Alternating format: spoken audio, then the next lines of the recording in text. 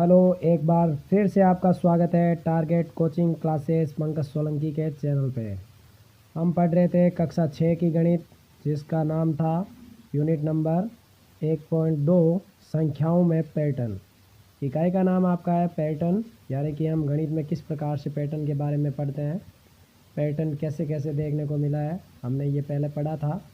अगर आपने हमारा इससे पहले का वीडियो नहीं देखा है तो मैं इसके डिस्क्रिप्शन में उसका लिंक दे दूँगा, वहाँ जाकर आप देख लें। तो आइए हम पढ़ते हैं। सबसे पहले संख्याओं में पैटर्न किस प्रकार से होता है। तो यानी कि जैसे कि हम संख्याओं के बारे में पढ़ा, तो आपका पहला प्रश्न क्या कह रहा है, क्या आप सारणी 1 में दिए गए प्रत्येक अनुक्रम में पैटर्न की पहचान कर सकते हैं क्या। यहाँ पे आपको प्रश्न के अंदर कुछ सारणी में दिया गया है। जैसा कि सारणी आपको अगर देखी जाए तो यहाँ पे आपको सारणी के रूप में ऐसे आपकी किताब में लिखा हुआ है, जिसके अंदर पहला आपको कह रहा है कि 1,1,1,1 यानी कि इसके साथ में डैश डैश करके आपको सभी दिए गए। आपको प्रश्न के अनुसार ये बताना है कि प्रत्येक अनुक्रम में पैटर्न की पहचान कैसे होगी। तो आइए हम इसके बारे में पढ़ना प्रारंभ करते हैं। ये आपकी सारणी में दिया गया था। तो देखिए, पहला प्रश्न आपको ये कह रहा है कि क्या आप सारणी में दिए गए अनुक्रम के पैटर्न की पहचान करेंगे। यहाँ आपको ये बताना है कि इसमें क्रम किस प्रकार से ये चलता जा रहा है। जैसा कि आपको यहाँ दिया गया है कि 1,1,1,1,1 यानी कि इन सभी में ऐसा क्या किया गया है, क्या ऐसा पैटर्न लगाया गया है जिसमें ये सभी संख्याएं क्या है, सभी समान है। तो आइए हम इसके बारे में पढ़ते हैं। जैसे कि देखिए, यहाँ पे आपको प्रथम पद के अंदर क्या दिया गया है, आपको प्रथम पद के स्थान पर 1 दिया गया है। अगर हम गौर से देखेंगे सेकंड नंबर पर, तो यहाँ पर भी हमारा क्या दिया गया है, 1 दिया गया है। और अगर हम थर्ड पद की बात करें तो भी हमें 1 दिया गया है। और फोर्थ नंबर यानी कि चौथे पद के अंदर देखेंगे तो यहाँ पर भी आपको क्या दिया गया है, 1 दिया गया है। इन सभी संख्याओं में सभी क्यों लिखा गया है, इसमें पैटर्न की क्या खासियत ये बताई गई है कि यहाँ पे सभी है। तो देखिए, अगर हमें पद फर्स्ट, सेकंड, थर्ड, फोर्थ, 5, 6 ऐसे प्राप्त करना हो या इससे नेक्स्ट का प्राप्त करना हो, तो हमने देखा है कि इन सभी में कुछ ना कुछ संख्याएं समान रूप से चल रही है। तो अगर मैं बोलूं कि यहाँ फर्स्ट संख्या आपकी फर्स्ट है तो ये सही है कथन आपका। सेकंड संख्या प्राप्त करने के लिए मैंने इस संख्या में फर्स्ट पद जो था उसमें मैंने क्या ऐड किया है, 0, तो जिससे हमें क्या प्राप्त हुआ, 1। इसी प्रकार थर्ड डिजिट हमें प्राप्त करने के लिए सेकंड पद के अंदर मैंने यहाँ पर 0 को ऐड किया, तो ये देखिए 1। क्योंकि हमें इन संख्याओं में किसी प्रकार का कोई भी परिवर्तन नहीं करना है, तो इसलिए ऐसी संख्या आपको लेनी है जिससे इन संख्याओं में किसी भी प्रकार का कोई भी परिवर्तन ना हो। तो इसलिए मैंने यहाँ पे सभी पदों में हमने क्या जोड़ा है, 1। तो हमें इस पैटर्न की पहचान करके इसके बारे में, अनुक्रम के बारे में लिखना है कि हमने ऐसा क्या किया कि ये सभी संख्याएं जुड़ती गई। तो देखिए, हम यहाँ पर लिखेंगे इस अनुक्रम में हमने 0 का योग किया। क्या किया हमने, इसमें 0 का हमने क्या किया है, योग किया है, जिससे इस संख्या में किसी भी प्रकार का कोई भी परिवर्तन नहीं हुआ है। अगर हम इससे आगे की संख्या ये निकालना है, तभी यहाँ पर क्या लिखा हुआ है, सभी, यानी कि इस पैटर्न में 0 को जोड़ने पर हमें नई संख्याओं के बारे में पता चल रहा है। आइए हम इसके बारे में आगे पढ़ते हैं। यहाँ आपको दिया गया है 1, 2, 3, 4, 5, 6, 7। इसी प्रकार से यहाँ पर लिखा हुआ है गणन संख्या या प्राकृतिक संख्या।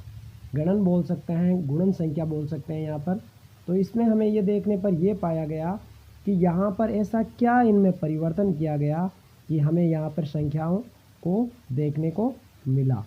तो देखिए, अगर हम, वैसे तो नाम से ही आपको प्रतीक पता चल जाएगा कि प्राकृत संख्या के बारे में हमने पढ़ा है कि वह संख्या जो कहाँ से प्रारंभ होती है, 1 से, और कहाँ तक जाती है, ये अनंत तक होती है। यानी कि जितना हम लिख सकते हैं अनंत, जिसकी कोई सीमा नहीं हो, अपरिमित रूप से, जिसका हम बोल सकते हैं हल के रूप में। तो देखिए यहाँ पर हमने क्या प्राप्त किया है। पहले आपका क्या था, ये संख्या शुरुआत कहाँ से हो रही थी, ये अनुक्रम 1 से प्रारंभ हो रहा था, और 1 के बाद में हमें 2 मिला, तो 1 के बाद में हमने लिखा 2। तो 2 कैसे प्राप्त हुआ, तो पहली संख्या में हमने क्या ऐड किया कि हमें 2 प्राप्त हुआ, तो हमने ऐड किया 1, यानी कि 1। इसी प्रकार से मैंने इस 3 को प्राप्त करने के लिए जो संख्या थी उस संख्या में मैंने फिर वापस 1 ऐड किया, तो हमें यह संख्या प्राप्त हुई। तो हम ये कह सकते हैं कि इस अनुक्रम में हमें क्या प्राप्त हो रहा है, इसमें हमें परवर्ती अंक प्राप्त हो रहा है। क्या अंक प्राप्त हो रहा है, परवर्ती अंक। प्राकृत संख्या में जब किसी संख्या में 1 को जोड़ा जाता है, क्या किया जाता है, 1 को जोड़ा जाता है प्राकृत संख्या में, तो हम उसे कह सकते हैं कि वो उसकी कौन सी संख्या है, परवर्ती अंक संख्या है। तो देखिए हम यहाँ लिखेंगे, यह अनुक्रम 1 से क्या होता है, प्रारंभ, 1 से प्रारंभ होता है। इसमें 1 जोड़ने पर यह पैटर्न आगे बढ़ता है।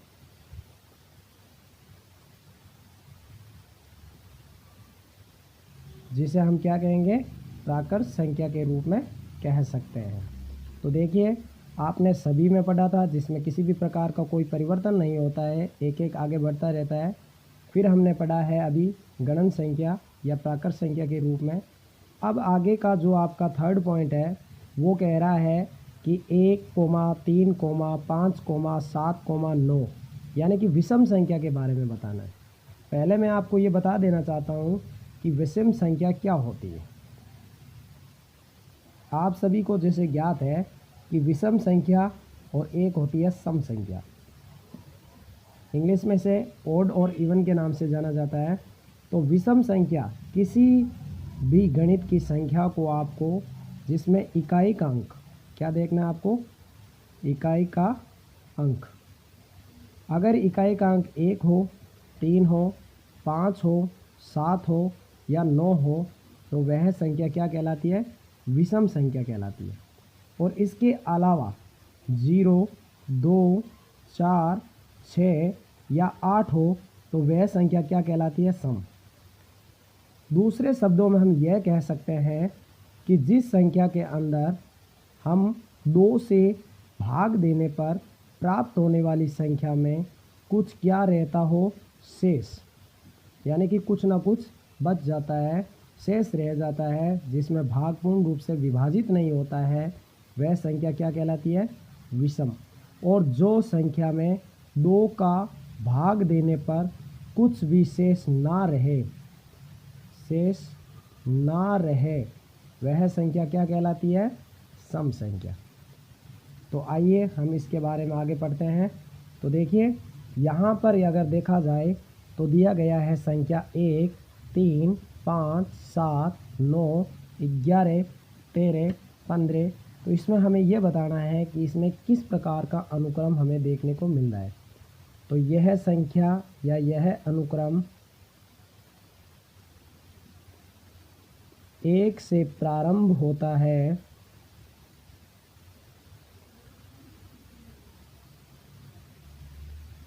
और इनमें हमें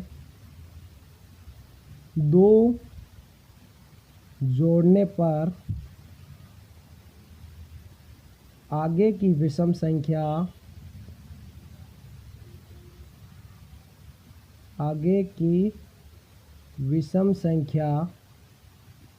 प्राप्त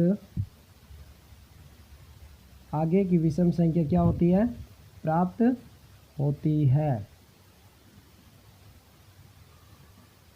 जैसे कि हम देखना चाहते हैं कि विषम संख्या, ये देखिए विषम संख्या, यहाँ पे प्रारंभ कहाँ से हो रहा है? 1 से। 1 होने के बाद में देखिए हमें दिया गया है 3, तो 3 हमें कैसे प्राप्त होगा? जो संख्या थी उस संख्या में मैंने कितना ऐड किया है? 2। आगे की विषम संख्या है 5, तो 3 में मैंने क्या ऐड किया है? 2। आगे की प्रारंभ विषम संख्या है 7, तो 7 को हम कैसे प्राप्त करेंगे? जो संख्या थी उसमें भी मैंने क्या किया? ऐड 2। तो प्रत्येक स्थिति में हमें यह देखा जाए कि इस प्रत्येक स्थिति में क्या क्या ऐड किया जा रहा है? 2 ऐड किया जा रहा है, जिससे हमें क्या प्राप्त हो रही है? आपकी विषम संख्या। तो हमने ये देखा कि विषम संख्या का प्रत्येक संख्या में, जैसे कि 1 के बाद 3 के बाद 5 के बाद 7 के बाद 9, आगे की अगर संख्या ज्ञात करनी हो तो 9 में 2 जोड़ेंगे 11 के अंदर हम 2 जोड़ेंगे तो 13 में 2 जोड़ेंगे तो 15, 17, 19, इसी प्रकार से हमें विषम संख्या प्राप्त होती जाएगी। आगे की संख्या के बारे में हम पढ़ते हैं सम संख्या। ठीक विषम का ऑपोजिट, जिस संख्या में ये संख्या का अनुक्रम कहाँ से प्रारंभ होता है? ये अनुक्रम होता है 2 से प्रारंभ। तो आप लिखोगे यह अनुक्रम 2 से प्रारंभ होता है। बाकी के अनुक्रम को हमने पढ़ा था 1 से प्रारंभ हो रहे थे, और सम संख्या का अनुक्रम हमें कहाँ से देखने को मिलता है? तो ये 2 से प्रारंभ होता है।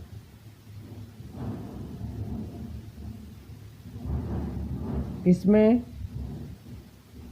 इस अनुक्रम में भी यदि देखा जाए तो 2 से तो प्रारंभ ये भी होता है, लेकिन इसमें 2 के बाद में क्या जोड़ा गया कि हमें 4 प्राप्त हुआ। 4 यानी कि इसमें भी 2 का ऐड किया है हमने। फिर 4 के अंदर हमने 2 को जब जोड़ा तो 6 प्राप्त हुआ।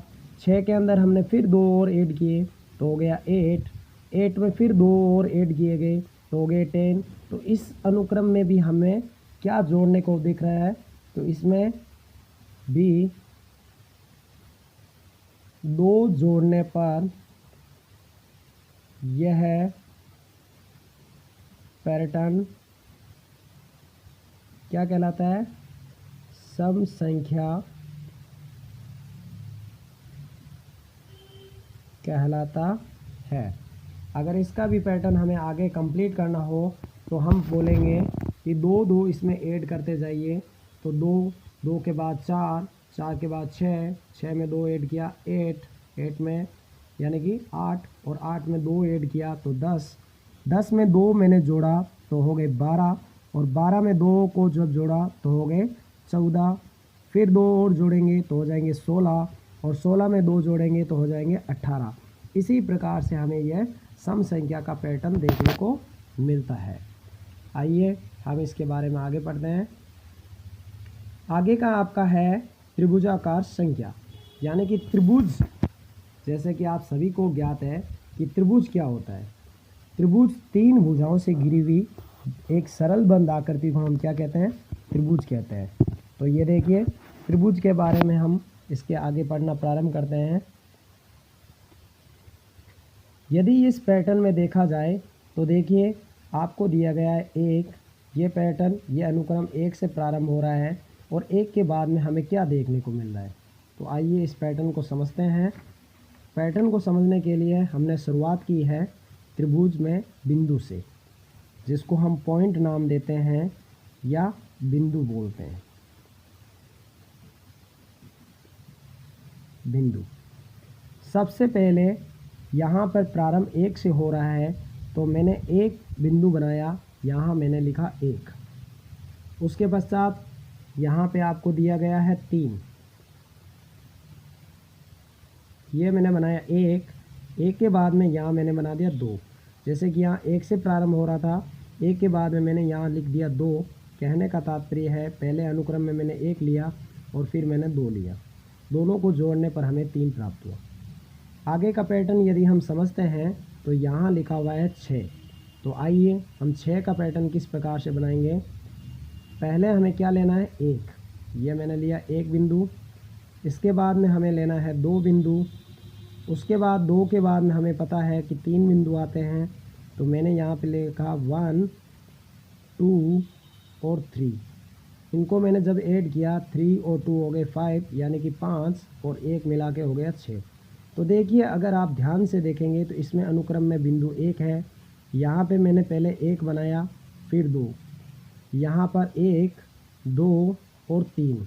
इसी प्रकार से आगे का यदि आपको बनाना है तो इसी क्रम से हम क्या बनाएंगे, पहले 1 फिर 2 फिर 3 और 3 के बाद हम क्या बनाएंगे 4। तो ये देखिए कितना बन गया आपका 10। कैसे, पहले मैंने लिया 1, फिर मैंने लिया 2, फिर मैंने लिया 3, फिर उसके पश्चात हमने लिया 4। तो 4 और 3 हो गए 7, 7 और 2 हो गए 9, 9 और 1 हो गया 10।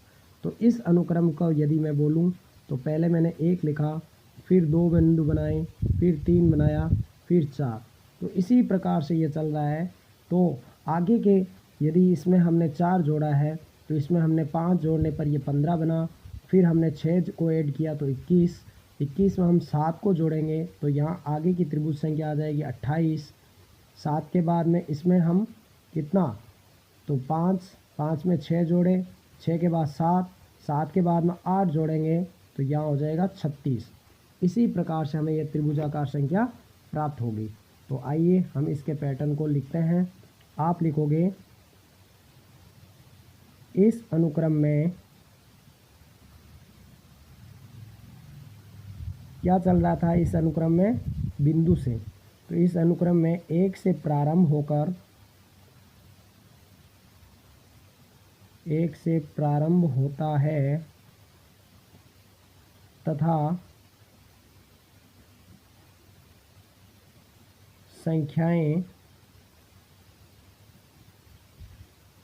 प्राकृत के रूप में चलती है। प्राकृत संख्या जो कि हमने पढ़ा था, प्राकृत संख्या में जैसे कि 1 2 3 4 5 6 ऐसे चलता रहता है और प्रत्येक में प्राकृत संख्याओं का योग होता है। तो हमें क्या प्राप्त हो जाती है, त्रिभुजाकार संख्याएं। त्रिभुजाकार संख्या प्राप्त होती है। तो हमने त्रिभुजाकार संख्या के बारे में भी पढ़ लिया। अब हमारी संख्या है वर्ग संख्याएं। तो देखिए वर्ग संख्या के बारे में हम कैसे पढ़ते हैं। यहाँ पे यदि देखा जाए तो वर्ग संख्या भी कहाँ से प्रारंभ हो रही है, आपकी 1 से प्रारंभ हो रही है और कहाँ तक चल रही है, ये आपकी पहली वर्ग संख्या। वर्ग संख्या का अर्थ क्या होता है, किसी संख्या को उसी संख्या से क्या करना, समान पद से क्या करना, 2 बार लिखकर गुणा करना। कहने का यह अर्थ है कि यदि 1 का वर्ग यदि मैं लिखूं तो कितना होता है 1। कैसे, जैसे कि देखिए 1 का वर्ग सभी को ज्ञात है 1। कैसे होता है ये होता है 1 इंटू 1। 1 कितनी बार है, 2 बार, तो ये हो गया 1। इसी प्रकार से अगर मैं लिखूं 2 इंटू 2 तो सबको पता है 2 और 2 होते हैं 4। तो हम इसे वर्ग के रूप में यदि लिखेंगे तो ये लिखेंगे 2 और इसके ऊपर मैं घात के रूप में ऐसे लिखता हूँ 2, तो इसका अर्थ भी होता है 4। यहाँ पर ये 2 है नीचे वाला जिसको हम घातांक बोलते हैं, और जो इसके ऊपर लिखा जाता है इसका अर्थ ये होता है कि ये 2 क्या है, 2 बार है। अगर मैं इसको ऐसे लिखूं 3 पे घात 2 तो इसका अर्थ कितना हुआ, 9। कैसे, आइए सीखते हैं।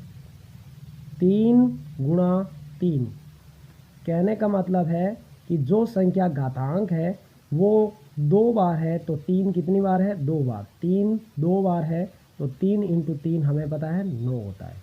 इसी प्रकार से 4 इंटू 4 16, तो यहाँ हम लिखेंगे घाती रूप में 4 का वर्ग यानी कि 4 का स्क्वायर कितना होता है 16। इसी प्रकार से 5 का वर्ग कितना होता है 25, 6 का वर्ग होता है 36 और 7 का वर्ग होता है 49। इसी प्रकार से ये चलता रहता है। तो आइए हम इसके बारे में पढ़ते हैं। वर्ग संख्या के अंदर हम लिखेंगे यह अनुक्रम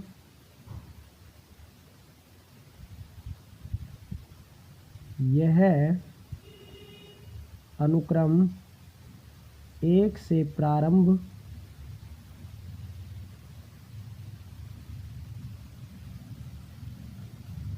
होता है। इसमें प्राकृत संख्या को हम क्या बोलते हैं, नेचुरल नंबर, अर्थात n का वर्ग करें तो वर्ग संख्या, अर्थात प्राकृत संख्या को प्राकृत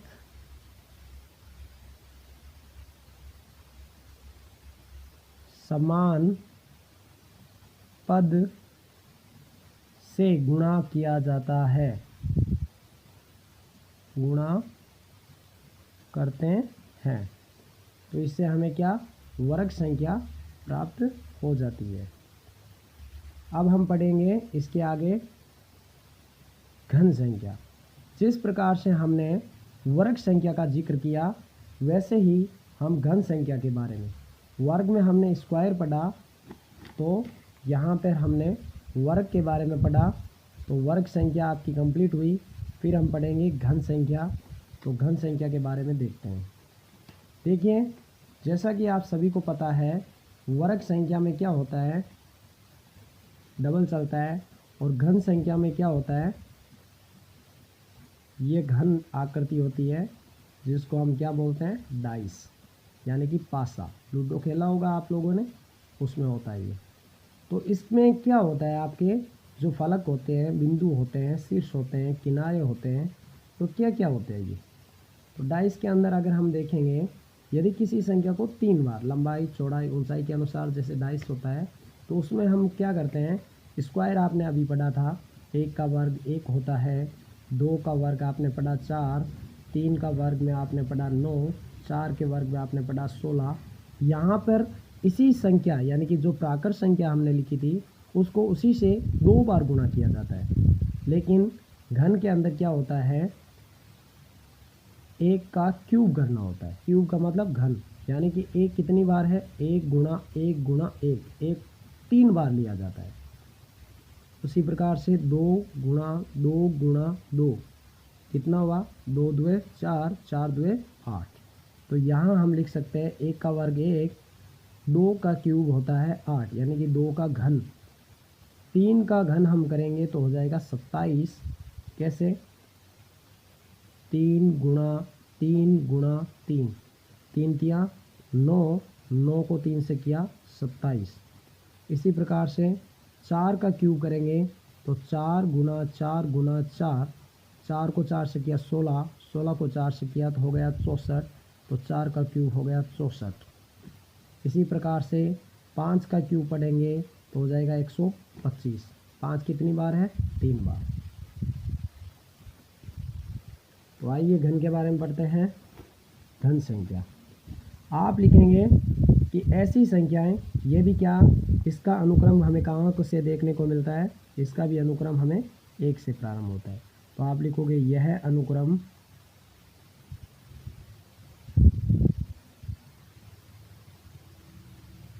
एक से प्रारंभ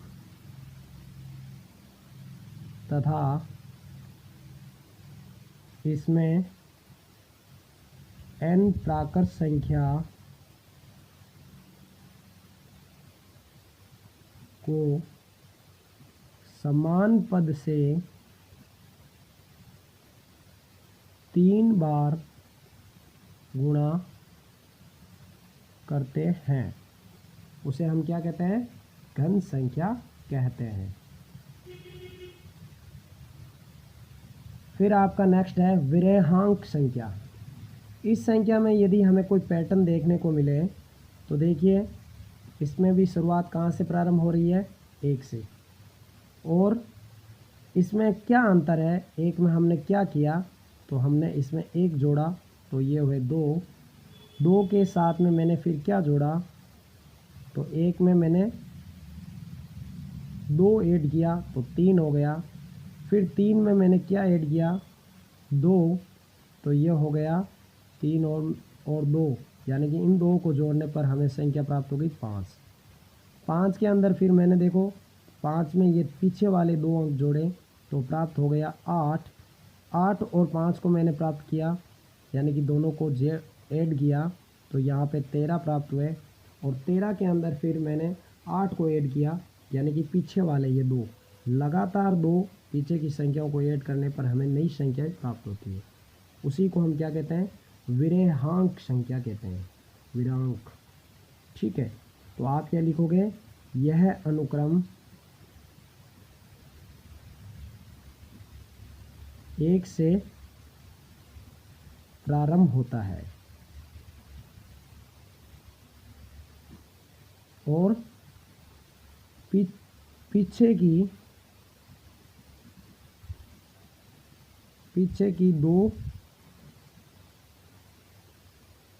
दो संख्याओं का योग करके आगे की संख्या प्राप्त करते हैं। तो अगर हम इसमें 2 को आगे की संख्या प्राप्त करना हो तो हम क्या करेंगे? ये देखिए, तो हम लिखेंगे जैसे लगातार 2 संख्या जुड़ रही है। 1 में 2 जोड़ा तो हमें 3 प्राप्त हुआ, 3 में 2 को जोड़ा तो 5, 5 में 3 जोड़ा तो 8, 8 में 3 जोड़ा फिर तो 21। अब हमें अगर आगे की संख्या प्राप्त करना है तो 21 में मैं 13 को जब जोड़ूंगा, 3 और 1 4 और ये 3, तो आगे की संख्या मुझे क्या प्राप्त हो जाएगी? प्लस के 34। अगर 34 से आगे प्राप्त करना है तो 21 और 34 को जब मैं ऐड करूँगा तो आगे की संख्या हमें प्राप्त हो जाएगी 55। तो इसी प्रकार से आगे की संख्या जो प्राप्त होती है वो विरेहांक कहलाती है। आइए आगे इसके 2 और बचे हैं वो और देख लेते हैं, उसके पश्चात आगे का क्वेश्चन हल करेंगे। देखिए संख्या में अब आपको दिया गया है 2 की घात। घात जैसा कि हमने अभी पढ़ा था, इस अनुक्रम में भी क्या होता है? कहाँ से प्रारंभ होते हैं? 1 से। और घातीय रूप में मतलब हमें यहाँ पे ये डबल, यानी कि उसी संख्या को उसी संख्या से क्या करना होता है? गुणा करना होता है। तो आइए हम इसके बारे में पढ़ते हैं। ये देखिए 1, फिर हमें घातीय रूप में बोल रहा है तो क्या करना होता है? तो 1 प्राप्त करने के लिए अगर मैं इस संख्या को 2 का घात 0 लिखूं तो हमें 1 प्राप्त होता है। जब आप घात और घातांक के बारे में पढ़ोगे तो एक ऐसा सूत्र होता है कि यानी कि किसी घातांक के ऊपर जब घात 0 प्राप्त हो जाता है तो उसका मान हमेशा 1 माना जाता है। यह आपको याद रखना है। तो उसी प्रकार से यदि मैं 2 पे घात 1 लिखूं तो हमें क्या प्राप्त होगा? 2। यदि मैं 2 पे घात 2 आगे क्रम में बढ़ते जाए 0 1 2, तो 2 पे घात 2 का अर्थ हमने पढ़ा था 4। कहने का अर्थ है कि 2 कितनी बार है? 2 बार। तो 2 की 2 से जब गुणा की जाती है तो कितना प्राप्त होता है? 4। इसी प्रकार से अगर मैं 2 पे घात 3 लिखूं तो 2 पे पावर 3 का मतलब हमें कितना प्राप्त होगा? 8। इसी प्रकार से 2 पे पावर 4 इसका अर्थ है कि 16। 2 पे पावर 5 इसका अर्थ है 32। और इसी प्रकार से यदि मैं आगे लिखूं 2 पे पावर 6 तो हमें प्राप्त हो जाएगा 64। कैसे कि 2 कितनी बार है? आइए देखते हैं। 2 जैसे हमें यदि 64 प्राप्त करना हो तो कैसे लिखेंगे? तो हम 2 लिखेंगे 6 बार।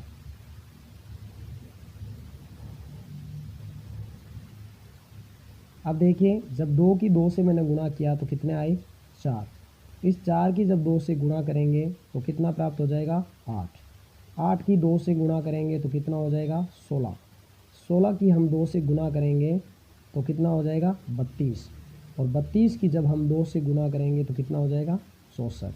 इसी प्रकार से हमें ये क्या घातांक रूप में देखने को मिलता है। तो इस अनुक्रम को हम कैसे लिखेंगे?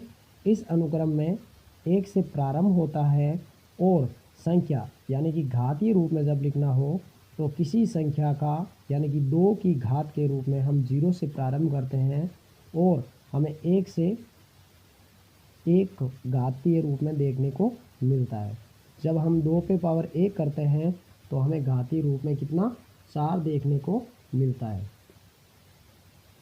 तो 2 पे पावर 2 का 4, 2 पे पावर 3 का 8। इसी प्रकार से 3 की घात है तो ये देखिए यह हमने पढ़ा था 2 की घातें।